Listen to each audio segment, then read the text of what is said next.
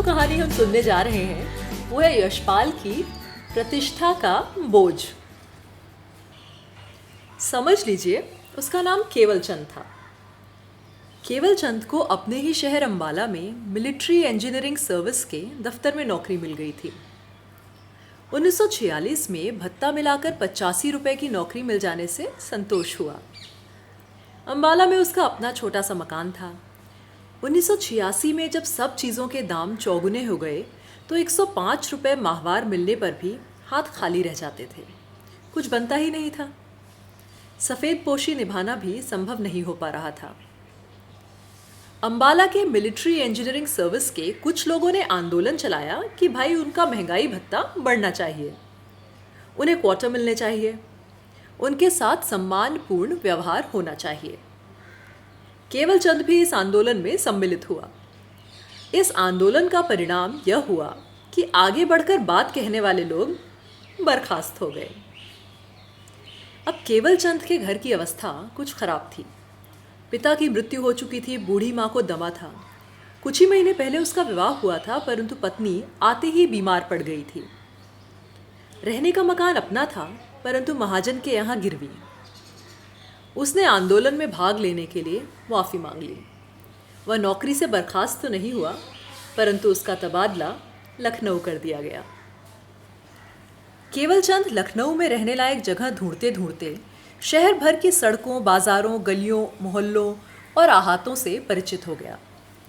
शहर की भिन्न भिन्न स्तर की बस्तियों का जीवन उसने देखा। सिविल लाइन की कोठियों, बंगलों के भाग में जगह ढूंढना व्यर्थ था। वो बड़े लोगों की जगह थी। वह शहर की घिचपिच बेरौनक जगहों में, जहाँ लोग मकान पर मकान बनाकर आकाश के पिंजरों में टंगे रहते हैं, वहाँ की जगहों में अपने लिए कुछ ढूंढ रहा था। केवल ऐसी जगह भी रहने के लिए तैयार न था जहाँ शहर भर के मल धोने वाले धोबी, मेहतर या बीकानेरी मोची सड़क के किनारे धुआं भर कोठरी में जीवन के सब कर्म पूरे करते हैं। जहाँ मकान की दहलीज के बाहर नाली में मल मूत्र से मुक्ति पाकर दहलीज के भीतर चूल्हे पर पेट के लिए अन्न रंधता है, और वहीं चूल्हों में उपलों से उठते धुएं में कच्चे चमड़े और रेह की दुर्गंध में मनुष्य के जीवन की सृष्टि और अवसान की सब क्रियाएं पूरी होती हैं। ऐसे लोग शहर का गंदा आंचल छोड़कर इसलिए नहीं जा सकते कि शहर के मालिक संपन्न लोगों को अपनी सेवा कराने के लिए इनकी आवश्यकता होती है। केवल को इन लोगों के ऐसा अमानुषिक जीवन स्वीकार करने पर क्रोध आया कि ये लोग क्यों ऐसा जीवन स्वीकार करते हैं, क्यों जालिमों की सेवा करते हैं। पर उत्तर था, तुम क्यों नौकरी करते हो, ये लोग क्या करें, क्या खाएं, इनके लिए यही विधान है। केवल के लिए भी यही विधान था कि उसे दफ्तर में बैठकर ड्राफ्ट मैनी करनी होगी और लखनऊ शहर में ही अपना घर बार छोड़कर रहना होगा। मकान न मिलने की समस्या ने उसके मन में मकानों का मनमाना किराया वसूल करने वालों के प्रति, और जब दूसरों को सर छिपाने की जगह नहीं मिल रही हो तब हर काम के लिए एक एक अलग कमरा रखने वालों के प्रति, और अपने मकानों के सामने बड़े बड़े बाग लगाकर जगह घेर लेने वालों के प्रति एक कटुता भर गई। जहाँ भी रहने लायक जगह मिलती किराया मांगा जाता, 50-60 रुपए। यह थी किराए की लाठी जिसके बल पर उसे खाली जगह में भी घुसने नहीं दिया जा रहा था। पंडित शिवराम के पुत्र की बदली मुगल सराय में हो गई थी। वहाँ क्वार्टर मिल जाने के कारण पंडित जी का पुत्र पत्नी को भी साथ ले गया था। पुत्र और पुत्रवधू के सोने की जगह ऊपर टीन से छाई बरसाती खाली हो गई थी। पंडित जी ने 2 मास का किराया पेशगी देकर वह बरसाती केवल चंद को 3 रुपए मासिक पर उठा दी। केवल चंद उस बरसाती में अपना बिस्तर और बक्सा रखकर एक खाट खरीदकर लौटा ही था कि गली में ऐरे गहरे गुंडों को बसा लेने के विरोध का कोलाहल शुरू हुआ। पंडित जी की बरसाती से प्राय 8-10 हाथ जगह छोड़कर तिमंजिले मकान की दीवार पक्की ईंटों से खड़ी की गई थी। शायद पंडित जी के विरोध के कारण ही इस दीवार में खिड़कियां नहीं बनाई जा सकी थीं। इस ऊंचे मकान की दीवार में खिड़कियां बनने के साथ के मकानों का पर्दा बिगड़ता था। ऐसे ही कारणों से पड़ोस वैर का कारण बन जाता है। इस तिमंजिले मकान की तीसरी मंजिल के छज्जे से एक स्थूल शरीर प्रौढ़ महिला मुख और आंखें फैलाकर और हाथ बढ़ा बढ़ाकर ऊंचे स्वर में पुकार रही थी। आग लगे ऐसी कमाई में, आग लगे ऐसे लालच को। इन लोगों की ईंट से ईंट बच जाए, मोहल्ले में सांडों को लाकर बसा रहे हैं।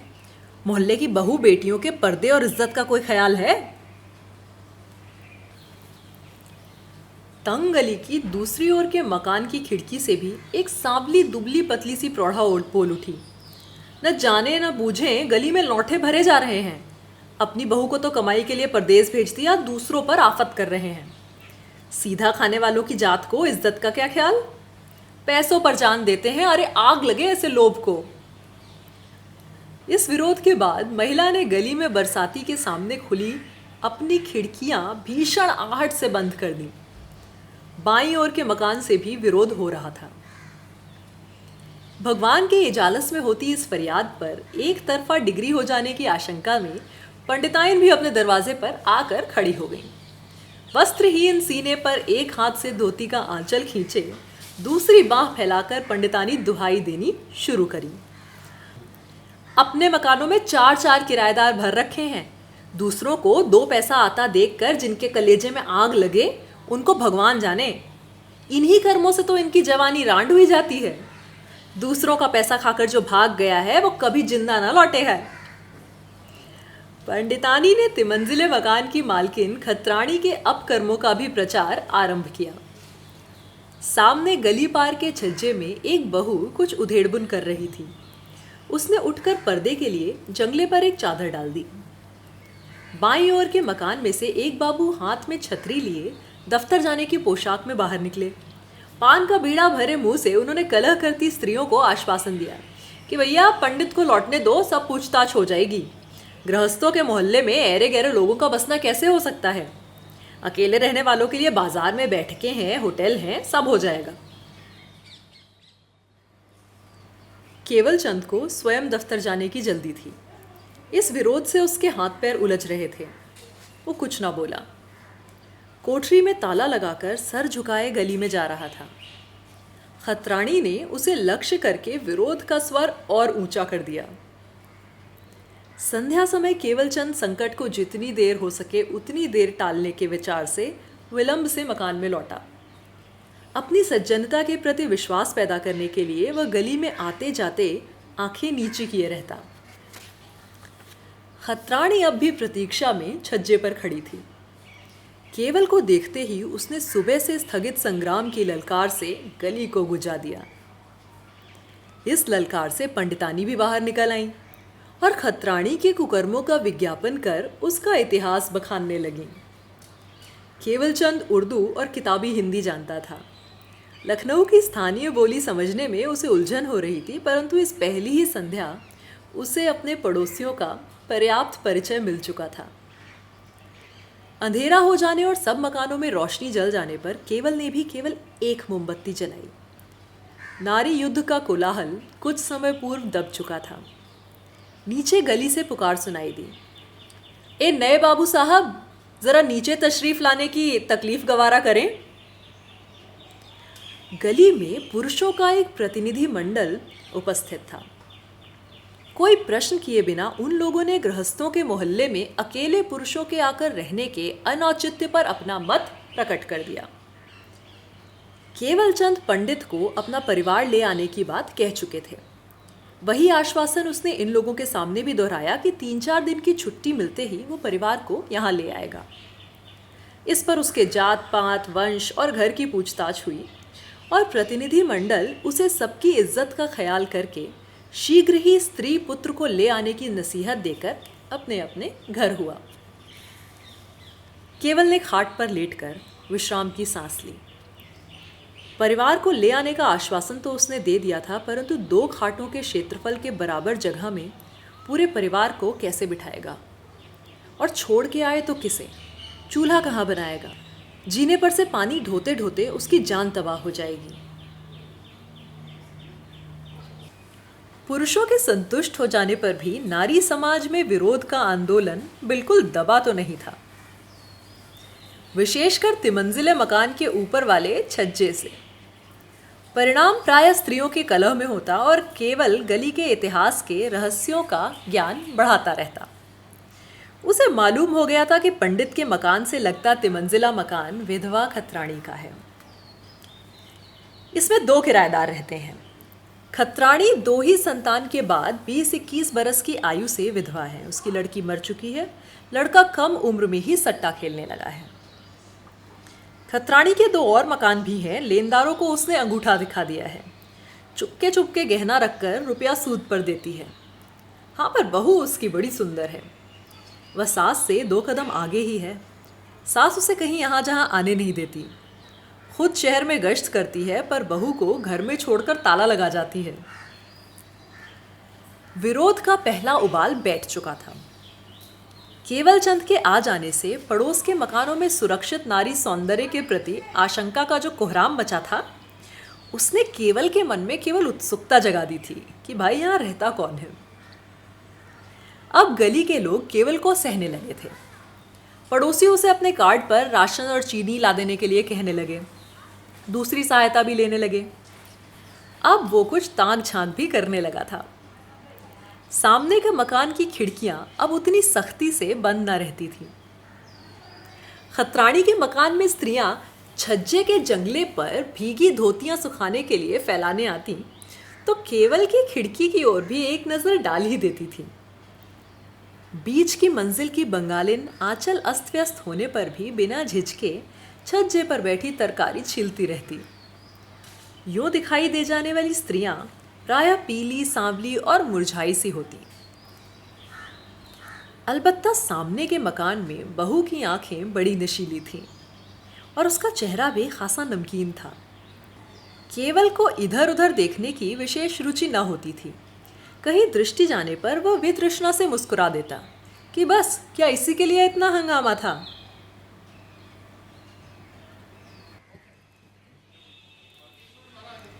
गली के लोग केवल चंद को सहने लगे थे, मगर वहां खतरानी के विरोध में कोई शांति नहीं आई थी।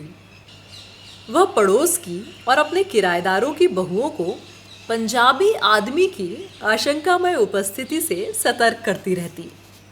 उसकी अपनी बहू यदि क्षण भर को भी छज्जे में ठिठक जाती तो खतरानी हाथ से छूट गई कांसे की थाली की तरह इतनी जोर से झल्ला उठती कि केवल चंद की दृष्टि छज्जे की ओर बिना उठे रह ही न पाती।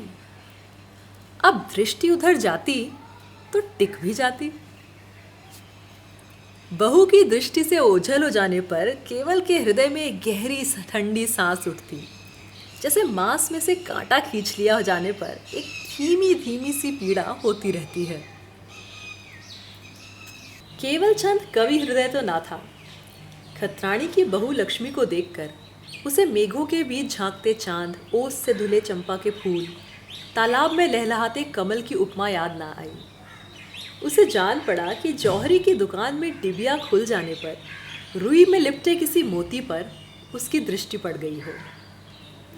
लक्ष्मी का रंग उसे ऐसे जान पड़ा जैसे केले का पेड़ फाड़ कर भीतर से सफ़ेद चिकना डंडा निकाल लिया हो।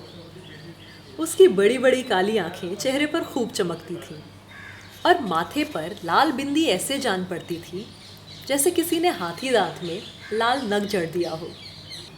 वह छज्जे पर जाती तो उड़ती उड़ती एक नज़र केवल चंद की बरसाती की खिड़की पर भी डाल दिया करती। केवल को बैठा देख भय से भागती नहीं थी, वहीं रह जाती। केवल चंद के उस गली में आने पर जो भयंकर विद्रोह हुआ था, उसकी याद से कोई भी अनुचित साहस करने का भय स्वाभाविक था। और फिर ये तो खतरानी का घर था। यह बाघिन की मांद में जाकर उसके बच्चे पर हाथ डालना था। परंतु उसकी आंखें खतरानी के छज्जे की ओर बरबस उड़ जाती और बहू को वहां पाकर टिकी रहती। 2 सप्ताह ही बीते थे कि लक्ष्मी से उसकी आंखें लड़ गईं। लक्ष्मी ने देखा और खड़ी रही। 3-4 दिन बाद फिर आंखें मिलने पर लक्ष्मी मुस्कुरा दी। उस समय केवल यह भेद नहीं कर पाया कि फूल झड़ गए या मोती बरस गए। वह बेबस होकर अपनी खाट से उछल पड़ा। परिणाम की चिंता न कर लक्ष्मी की ओर देखने लगा। समीप पहुंच सकने के लिए इस वक्त वह कुछ भी कर गुजरने को तैयार था। लक्ष्मी प्रायः बुनाई कढ़ाई का काम लेकर छज्जे में केवल की बरसाती की ओर आ बैठती। गज भर ऊंचे लोहे के ढके हुए छज्जे की आड़ में होने के कारण सामने और इधर उधर के मकानों की खिड़कियों से वो दिखाई नहीं देती थी। छज्जे के छेदों पर आंख लगाए वह केवल की ओर देखती रहती। छज्जे के समीप होने के कारण वो तो केवल की प्रत्येक गतिविधि को स्पष्ट देख पाती, लेकिन केवल इतना ही जान पाता कि लक्ष्मी जंगले के साथ उसके सामने बैठी है।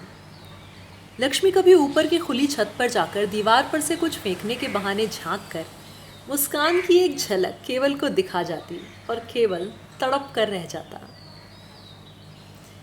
केवल का मन चाहता कि वो अपनी बरसाती में बैठा रहे, दफ्तर ना जाए। लक्ष्मी को सामने मुस्कुराते देख उसका मन ऐसे छटपटा उठता कि सर फूटने की चिंता न करके सामने छज्जे पर चढ़ जाए। उसकी आंखों ने दीवार की ईंटें गिन के हिसाब भी लगा लिया था कि उस छत की ऊंचाई कितनी है। खतरानी के मकान की दूसरी मंजिल 12 फुट ऊंची है और तीसरी मंजिल 10 फुट। छज्जे की ऊंचाई 2 फुट होगी। 6 फुट तो वो खाट पर रख कर चढ़ जाएगा, शेष आगे 6 फुट का क्या होगा।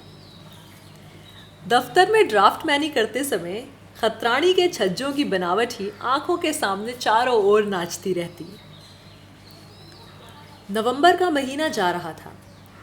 ऊपर टीन की छत होने के कारण केवल की बरसाती रात में ठंड से घिर जाती। पड़ोस की गलियों में ब्याह हो रहे थे। ठंड से नींद न आने पर वह स्त्रियों के गीत सुनता रहता और कुछ कुछ समझकर मुस्कुराता रहता। पर लखनऊ आया था तो गर्मी का मौसम था। बोझ से बचने के लिए लिहाफ साथ न लाया था। दिन में तो जाड़ा मालूम ना होता, परंतु रात में जाड़े से नींद टूट टूट जाती। उस समय सोचता कि छज्जे पर चढ़कर लक्ष्मी के पास पहुंच जाए। इतवार की छुट्टी के दिन दोपहर में टीनों से छनती गर्मी में लेटा वह लगातार लक्ष्मी के छज्जे की ओर देखा रहता। इतवार की छुट्टी के दिन दोपहर में टीनों से छनती गर्मी में लेटा लेटा वह लगातार लक्ष्मी के छज्जे की ओर देखा करता। लक्ष्मी भी लाल ऊन और सलाइयाँ लिए छज्जे पर आ बैठती। थोड़ी थोड़ी देर में उसकी ओर देखती और मुस्कुरा देती। केवल सोच रहा था कि मोटी, अब बगल वाले खतरानी को यही कह के बुलाते थे। हाँ, तो केवल सोच रहा था कि मोटी इस समय चादर ओढ़कर शहर घूमने गई होगी या किसी के यहाँ शादी ब्याह में गई होगी। तभी लक्ष्मी निधड़क इतनी देर से बैठी है।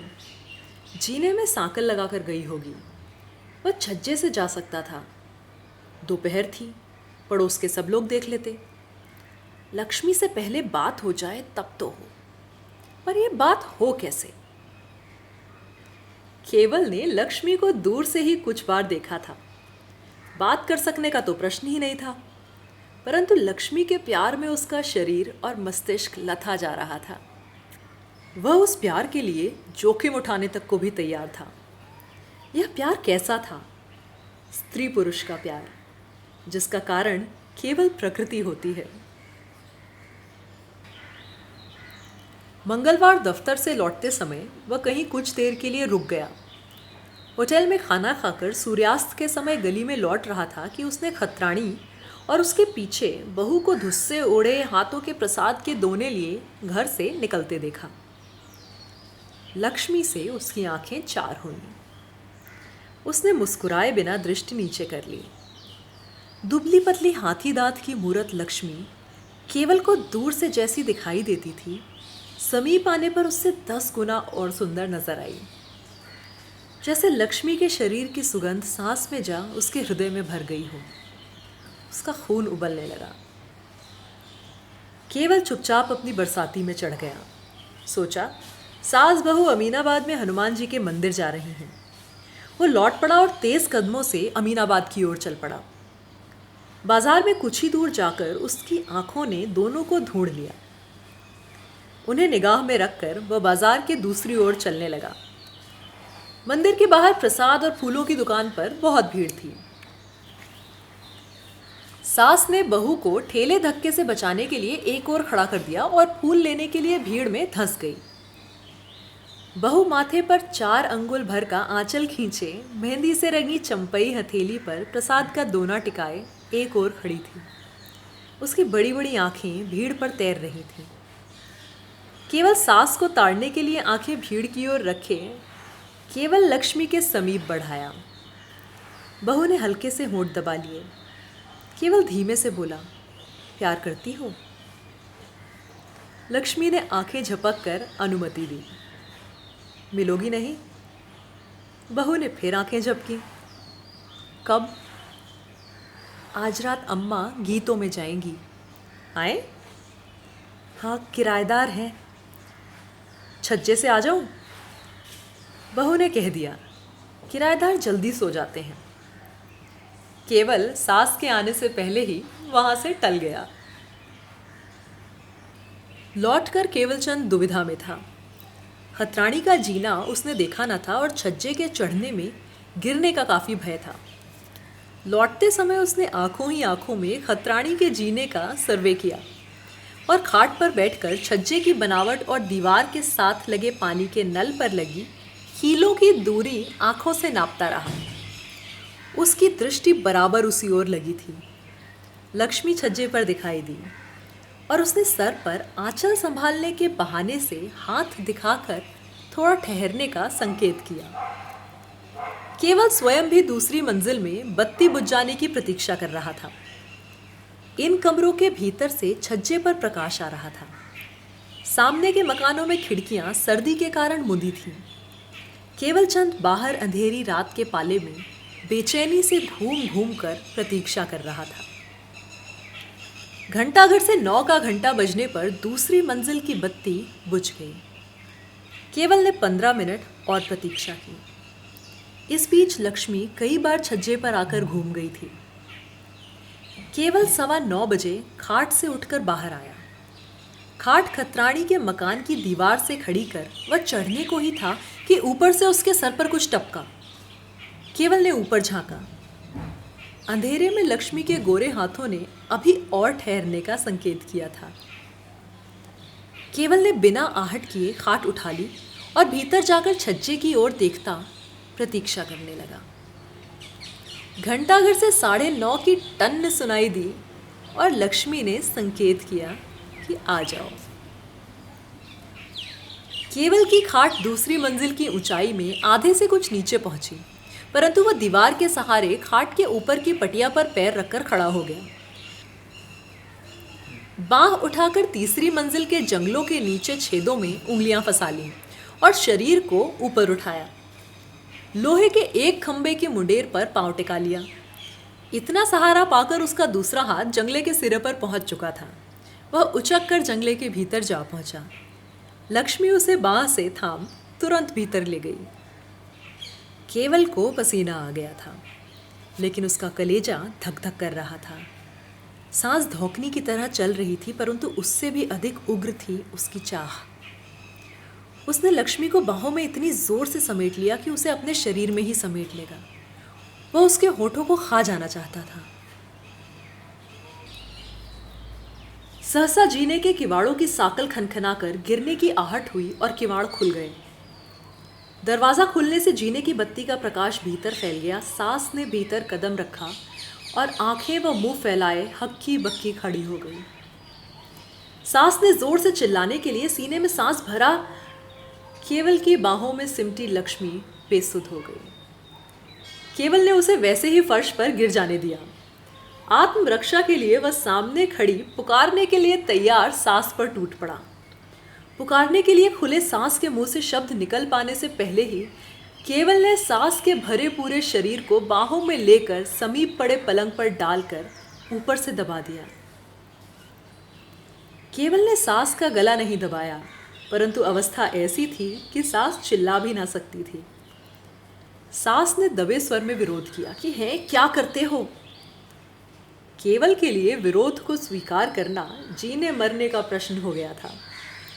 बहू सुध संभालते ही कमरे से भाग गई। 10 मिनट बाद जब सास ने केवल की बाहों से मुक्ति पाई तो केवल की गाल पर ठुनका देकर मुस्कुराकर शिकायत की कि बड़े वैसे हो तुम, और पूछा कि जीने में तो ताला लगा था, आए किधर से। केवल ने बताया। भय से सास के रोए खड़े हो गए और उसके मुंह से निकला, हाय दैया। सास केवल को जीने की राह नीचे पहुंचा देने को तैयार थी, परंतु केवल अपनी बरसाती के जीने में भीतर से सांकल लगाकर आया था। सास ने अपनी धोती दी कि छज्जे के खंभे में बांधकर आहिस्ता आहिस्ता नीचे उतर जाओ। अब खतरानी बहू को छज्जे पर देखकर झुंझलाती, लेकिन बहुत धीमे से, और अक्सर स्वयं छज्जे पर आकर बैठ जाती। कभी वह आते जाते केवल को गली में पुकार लेती कि भैया तुम्हारे दफ्तर में चीनी राशन का कार्ट मिलता होगा, भैया चीनी की बड़ी किल्लत है, तुम तो होटल में पा जाते होगे। कभी पुकार लेती कि अरे सुनो, दफ्तर से आ रहे हैं, चाय तैयार है, एक गिलास पी लो, बड़ा जाड़ा हो रहा है। कभी केवल कोई चीज़ मांगने या पहुंचाने स्वयं भी चला जाता। वह ऐसा समय देखता कि सास ना हो। केवल गली के लिए उपयोगी था। वह अपने परिवार को अंबाला से अभी तक लखनऊ नहीं ला पाया था, लेकिन अब इसके विषय में मोहल्ले में कोई चर्चा नहीं उठती थी। 1944-45 में कलकत्ते पर जापानियों के बम पड़ने के खतरे से बड़ी बड़ी कंपनियों के दफ्तर यूपी आ गए थे। बंगालियों ने आकर लखनऊ, इलाहाबाद, बनारस, आगरा में जो भी जैसा भी स्थान मिला ले लिया। किराए डेढ़े दूने तभी हो गए थे और उसके बाद तो बढ़ते ही गए। खतरानी ने भी अपना घर बार ऊपर की मंजिल में समेटकर दूसरी मंजिल मुखर्जी बाबू को 30 रुपये माहवार पर उठा दी थी। सन 45 के अंत और 46 के जनवरी में कलकत्ता निर्भय हो जाने पर बंगाली लोग लौटने लगे और मुखर्जी बाबू भी लौट गए। केवल को गली में रोककर खतरानी ने कहा कि अरे भैया, उस टीन के छप्पर के नीचे कैसे गुजर होती होगी, ऊपर से गर्मी आ रही है। चाहो तुम मुखर्जी बाबू की जगह कमरे में आ जाओ, आराम से तो रहोगे। केवल प्रसन्नता से मुखर्जी की जगह चला गया। गली में फिर से कोहराम मच गया। पंडितानी ने दरवाजे में खड़े होकर गरीबों के पेट पर लात मारने वालों को भैरव बाबा को सौंपा। खतरानी ने टीन के पिंजरे में फंसाकर लोगों को लूटने वालों को गालियां दी। इसने खसम बसा लिया था, जा रहा है तो मिर्चें लग रही हैं, तेरा खरीदा हुआ गुलाम है क्या। केवल ने गली के लोगों से कायदे की बात कही कि उतनी जगह में भाई बाल बच्चों को कैसे लाता, अब ढंग की जगह मिली है तो जाकर उन लोगों को ले आएगा। प्रकट में केवल चंद खतरानी का आज से किराएदार था। भीतर ऊपर की दोनों मंजिलों में अधिक भेद न रहा, परंतु सास बहू पर कड़ी नजर रखती। कभी धमकाती कि मायके भेज दूंगी, फिर कहती कि इसके घर के लोग बड़े वैसे हैं, जो कुछ ले जाएगी सब वहीं रख लेंगे। केवल और बहू को कभी कभी ही एकांत में मिलकर मुस्कुराने का अवसर मिलता। केवल के लिए यह अरुचिकर परिश्रम सहने का पुरस्कार था। बरसाती में रहते वक्त केवल चंद घर के लिए कुछ भी रुपया न भेज पाता था। उस महीने उसने घर से आए दुख भरे पत्र के जवाब में अपनी आधी तनख्वाह भेज दी। होटल वाले को भी कुछ न दे पाया। आए मास किराया देने की बजाय खतरानी से 200 और उधार लेकर कर्जे उतारे, कुछ घर भेजा और भला आदमी दिखाई देने के लिए एक सूट सिला लिया। केवल के 5 महीने तो मौज में कट गए। खतरानी प्रायः सुबह शाम उसे खाने के लिए भी बुला लेती। भैया बाजार में खाना क्या अच्छा लगता है, यहीं खा लो। खतरानी को भी फायदा था कि केवल के राशन कार्ड पर चीज़ें आधे दामों में मिल जाया करती थीं। ऋण के लिए उसने केवल को परेशान नहीं किया, अलबत्ता कभी कभार याद दिला देती कि अब की बार तनख्वाह हमें दे देना, हमें ज़रूरत हैगी। तुम जानते हो हिसाब भाई भाई और बाप बेटे में भी ठीक होता है। संध्या समय केवल को असुविधा होती।